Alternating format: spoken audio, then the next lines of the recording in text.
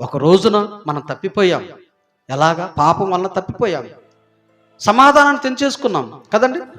ఆదాము అవ్వలు ఆనాడు సమాధానం తెంచేసుకున్నారు. ఇశ్రాయేల్ ప్రజలు సమాధానం తెంచేసుకున్నారు. నా పిల్లల్ని అలాగనే విడిచిపెడితే అపవాది వారిని నశింపచేస్తాడని చెప్పేసి తండ్రి అయిన దేవుడు మనల్ని కావాలనుకున్నాడు కదండి. మనల్ని కలుగజేసుకున్నాడు కదండి. భూమి మీదకి రప్పించింది కూడా ఆయనే కదండి. ఆయన ఒంటరి వాడుగా ఉండలేక నాకంటూ పిల్లలు ఉండాలి, వారితోనే గడపాలనే ఆలోచన కదండి. వాళ్ళని కలుగజేసుకుందే మనతో గడపాలని ఆయన. ఏదో ఒక రోజున నా పిల్లలు నా దగ్గరకు వస్తారు, వారితో నేను నా రాజ్యములో సమాధానంగా ఉండాలని.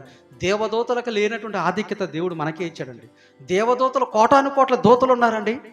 ఆయన సముఖమందు కోటాను కోట్లు దేవదూతలు ఉన్నారు. నిత్యము ఆయన ఆరాధించడానికి, పాటలు పాడి స్తుతించడానికి, పరిశుద్ధుడు పరిశుద్ధుడిని గణపరచడానికి కోటాను కోట్ల దేవదూతలున్న ఆ దూతల మీద ఆయనకు మనసు లేదండి. ఆయన మనసు అంతా ఎవరి మీద ఉంది తెలుసండి? భూమి మీద ఉన్నటువంటి మన మీద. ఎందుకంటే మనల్ని కలుగజేసుకున్నాడు, మనల్ని కన్నాడండి. ఆయన మనల్ని చెక్కుకున్నాడు, తన అరిచేతిలో చెక్కుకున్నాడు. ఎంతైనా నా పిల్లలు నా పిల్లలే. పరలోకములు అంతమంది దేవదూతలున్నా లేదు, నా పిల్లలు నాకే కావాలి. వారు సమాధానాన్ని కోల్పోయారు కదా, తిరిగి సమాధానపరచబడతారు. ఎలాగా?